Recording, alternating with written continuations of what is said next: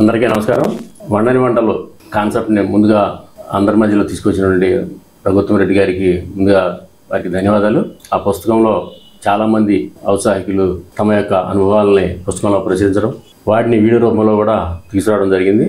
వాటిలో ఆల్రెడీ కొంతమంది తోటి వెంట చేయడం జరిగింది. ఎవరైతే ముందుగా ప్రధానంగా ఈ పుస్తకాన్ని తీసుకురావడం, ఈ పుస్తకంలో ఉన్న అంశాలను ఫేస్బుక్లో తీసుకురావడం, వీటిని వీడియో రూపంలో ఆచరణలో తీసుకురావడానికి ప్రధాన కారకులైనటువంటి తుమ్మేటి రఘుత్తమ రెడ్డి గారి ఇంటర్వ్యూలు మీరు చూశారు.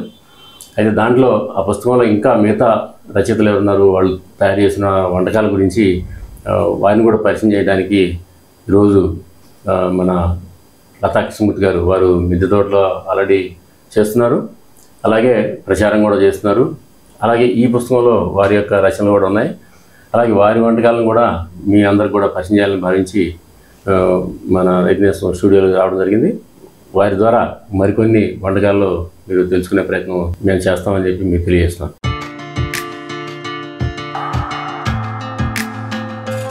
అందరికీ నమస్కారం. వండని వంటల కాన్సెప్ట్ని ముందుగా తుమ్మేటి రఘుత్తమ రెడ్డి గారు తీసుకొచ్చారు.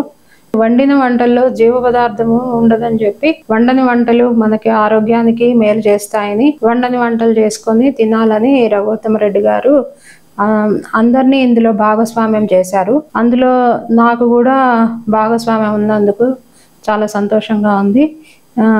దీన్ని అమల్లోకి తీసుకొస్తున్న వెంకటేశ్వరరావు గారికి కూడా నా ధన్యవాదాలు చెప్పుకుంటున్నాను. ఇప్పుడు వండని వంటల్లో భాగంగా మనము దోసకాయ మామిడికాయ పచ్చడి చేసుకుందాం. మనకు కావాల్సిన పదార్థాలు ఏంటంటే దోసకాయ, మామిడికాయ, పచ్చిమిర్చి, జీలకర్ర, ఉప్పు, కరివేపాకు, కొత్తిమీర. ఈ దోసకాయని ముందుగా మనము చెక్కు బాగా కడిగి చెక్కు తీసుకొని ఉంచుకోవాలి. అలాగే మామిడికాయలను కూడా కడిగి చెక్కు తీసుకొని ముక్కలు చేసుకొని ఉంచుకోవాలి. ఇష్టమైతే చెక్కు తీసుకోకుండా కూడా చేసుకోవచ్చు. పచ్చిమిర్చి కడిగి తుంచి పెట్టుకోవాలి. తర్వాత జీలకర్ర, ఉప్పు, కరివేపాకు, కొత్తిమీర బాగా కడిగి శుభ్రంగా ఉంచుకోవాలి. ఇప్పుడు ఈ దోసకాయని మనం ముక్కలుగా చేసుకుందాం. ఇందులో మనం ముక్కలు చేసుకునేటప్పుడు ఈ గింజలన్నీ తీసేస్తే బాగుంటుంది. ఎందుకంటే అవి పంట కిందికి వచ్చి మనము పచ్చడి తినేటప్పుడు కచకచా అని ఉండకుండా ఇది తీసేస్తే బాగుంటుంది. ఇప్పుడు వీటిని చిన్న ముక్కలుగా కట్ చేసుకోవాలి. ఇలా ముక్కలు చేసుకున్న వాటిని ఒక బౌల్లో వేసుకోవాలి. మనం ఈ బౌల్లో వేసుకొని తర్వాత మామిడికాయల ముక్కలు ఈ విధంగా చెక్కు తీసుకొని ఉంచుకోవాలి. పచ్చిమిర్చి తుంచి పెట్టుకోవాలి. మనకి ఎంత కారం కావాల్సి ఉంటే అంత కారం వేసుకోవాలి. ఎందుకంటే మనం తినే కారం మనకే తెలుసు కాబట్టి మనకి ఎంత కారం అవసరం అవుతుందో దాన్ని బట్టి పచ్చిమిర్చి వేసుకోవాలి. ఎక్కువ వేసుకుంటే తినలేం కదా, అందుకని చెప్పి. తర్వాత జీలకర్ర, ఎందుకంటే దీన్ని పచ్చిమిర్చితో చేసుకుంటే కారం తక్కువ ఉంటుంది. పచ్చిమిర్చి ఎండిన తర్వాత దాంట్లో ఎండిన కాయల్లో కారం ఎక్కువ ఉంటుంది కాబట్టి పచ్చిమిర్చి ఆరోగ్యానికి మంచిదని చెప్తారు. కాబట్టి పచ్చిమిర్చితోనే చేస్తున్నాను నేను. ఎండుమిర్చి కూడా వేసుకోవచ్చు. ఈ మామిడికాయ ముక్కలకి బదులుగా పులుపు కోసం చింతపండు కూడా వాడుకోవచ్చు. కానీ చింతపండు ఎక్కువ వాడుకోవడం మంచిది కాదు కాబట్టి మామిడికాయ వాడుతున్నాను నేను. తర్వాత దీంట్లో జీలకర్ర, తగినంత ఉప్పు, కొత్తిమీర, కరివేపాకు, కొత్తిమీర వేసుకొని మనం ఇప్పుడు పచ్చడి చేసుకుందాము.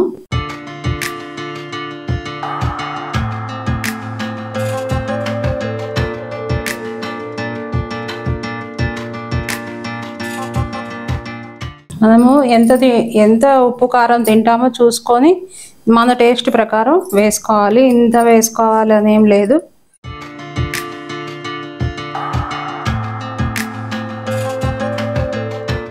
ఇప్పుడు ముందుగా వీటిని మిక్సీ పట్టుకుందాం.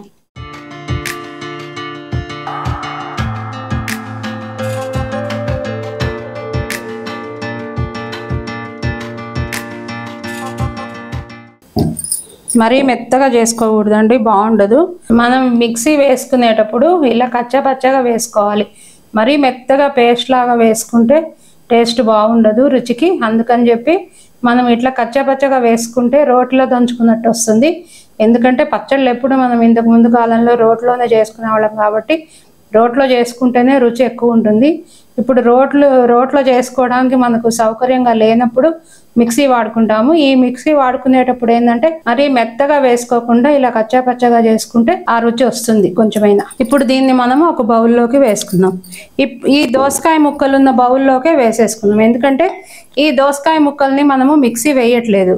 ఇందులోనే ఉప్పు కారం కలిపి ఒక 10 నిమిషాలు పక్కకు పెట్టేసామంటే అది ఊరి పచ్చడికి సిద్ధంగా ఉంటుంది మనం తినడానికి.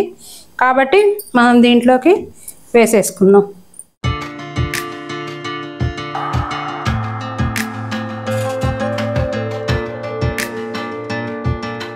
ఇప్పుడు ఈ మిక్సీ పట్టుకున్నది కచ్చాపచ్చగా వేసుకున్నాం కదా, మీకు తెలుస్తుంది కదా, మరి మెత్తగా పేస్ట్ లాగా వేయలేదు. దీన్ని ఇట్లా ఇందులో ఈ పచ్చిమిర్చి దోసకాయ ముక్కలు ఈ పచ్చిమిర్చి అంతా బాగా కలిసేలాగా బాగా కలుపుకొని ఒక 10 నిమిషాలు పక్కకు పెట్టేసుకున్నామంటే ఈ ఉప్పు పులుపు అంతా ఈ దోసకాయ ముక్కలకు పట్టి మనము తినడానికి రుచిగా ఉంటుంది.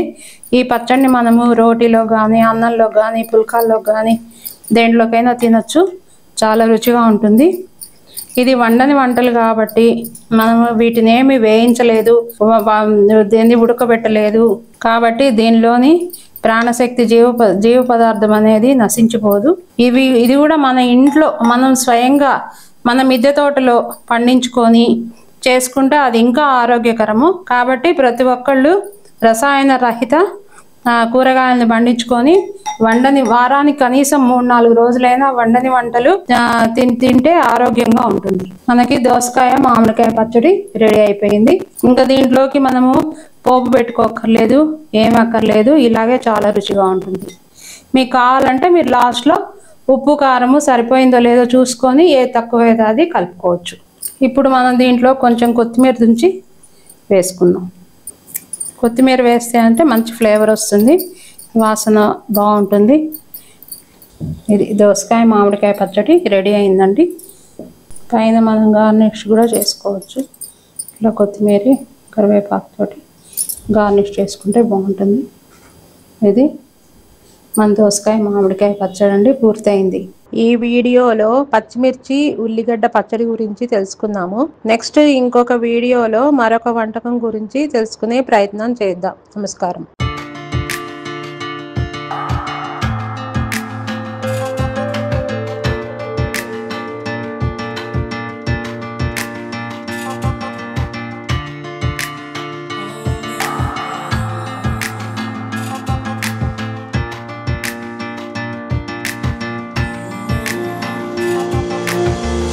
మిద్దె తోటల వారికి, పెరటి తోటల వారికి, సేంద్రియ వ్యవసాయదారులకు, ప్రతి వారికి పొయ్యి మీద వంటలు చేసుకొని తింటున్న ప్రతి వారు మనసు పెట్టి ఆలోచించవలసిన సబ్జెక్ట్ ఇది, కాన్సెప్ట్ ఇది.